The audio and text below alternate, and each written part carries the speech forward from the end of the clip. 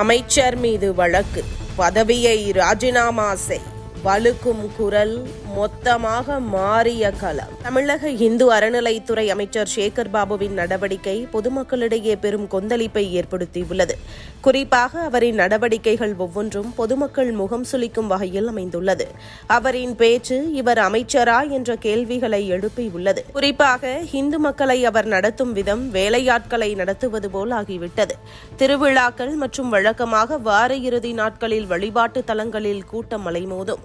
அந்த வகையில் முருகனின் அறுபடை வீடுகளில் இரண்டாம் வீடாக கருதப்படும் திருச்செந்தூர் முருகன் கோவிலிலும் இன்று ஆயிரக்கணக்கில் பக்தர்கள் கூட்டம் அலைமோதியது. ஆனால் தரிசனத்திற்கு உடனே அனுமதிக்கப்படவில்லை என்று பக்தர்கள் குற்றம் சாட்டினர்.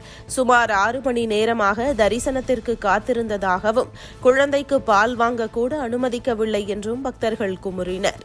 முதியோர்கள், இணை நோய் கொண்டவர்களும் தரிசன வரிசையில் காத்திருப்பதாகவும், ஆனால் தங்களுக்கு உரிய வசதி செய்து கொடுக்கப்படவில்லை என்றும் பக்தர்கள் குற்றம் சாட்டியுள்ளனர். அந்த நேரம் திருச்செந்தூர் கடற்கரையில் அரிப்பு ஏற்பட்டிருப்பதை பார்வையிட மாவட்ட ஆட்சியரும் வந்திருந்தார். ஆனால் பக்தர்களின் கோரிக்கைகளுக்கு ஆட்சியர் பதிலளிக்காமல் சென்றார். இதனையடுத்து உடனே பக்தர்கள் முழக்கமிட தொடங்கினர். இதனால் அந்த இடத்தில் லேசான சலசலப்பு ஏற்பட்டது. சரியாக அந்த நேரம் பார்த்து அமைச்சர் சேகர் பாபுவும் வந்திருந்தார். அங்கு நடந்தவற்றிற்கு கூட்டம் அதிகமாக இருந்தால் வரிசையில்தான் நிற்க வேண்டும். திருப்பதியில் மட்டும் 24 மணி நேரம் நிற்பான், இங்கு நிற்க மாட்டானா என ஒருமையில் பேசினார். இது தொடர்பான வீடியோ சோசியல் மீடியாக்களில் வெளியாகி விவாதங்களை கிளப்பியது.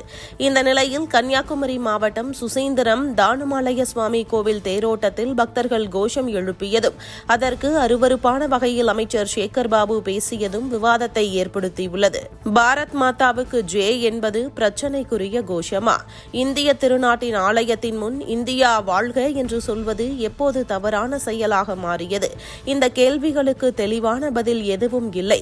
ஆனால் அந்த இடத்தில் அமைச்சர் கோபப்பட வேண்டிய அவசியமே இல்லை என்பதே பொதுமக்களின் கருத்தாகவும் உள்ளது. நாடு வாழ்க, பாரத தாய் வாழ்க என்னும் சூழலில் இந்திய குடிமகனும் அமைச்சருமான ஒருவர் அரசியல் மேடை பேச்சு போல தரம் தாழ்ந்த வார்த்தைகளை கோவில் முன் பக்தர்களை நோக்கி பேசியது நிச்சயம் ஏற்றுக்கொள்ள முடியாதது.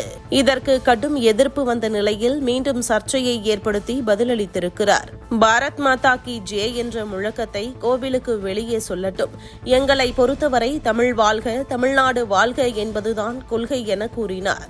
பாரத் மாதா கி ஜே, இந்தியா வாழ்க என்றுதானே அர்த்தம். அதை எங்கு சொன்னால் என்ன? தமிழ்நாடு இந்தியாவில் உள்ள ஒரு மாநிலம்தானே. அதில் என்ன கொள்கை வேறுபாடு என்ற கேள்விகள் எழுந்திருக்கிறது. அது மட்டுமல்லாமல் ஒரு மக்களால் தேர்ந்தெடுக்கப்பட்ட அமைச்சர் இப்படி மக்களை தரம் தாழ்த்தி பொதுவெளியில் பேசியிருப்பது கடும் குற்றம் என கோருகிறார்கள். மேலும் அவர் மீது வழக்கு தொடர பக்தர்கள் முடிவெடுத்திருக்கிறார்கள். இது ஒரு முறை இல்லை, பல முறை இதேபோல் பேசிவிட்டு அதற்கு தமிழ்நாடு என்ற போர்வைக்குள் ஒளிந்து கொள்வது திமுக அரசின் வாடிக்கையாகிவிட்டது.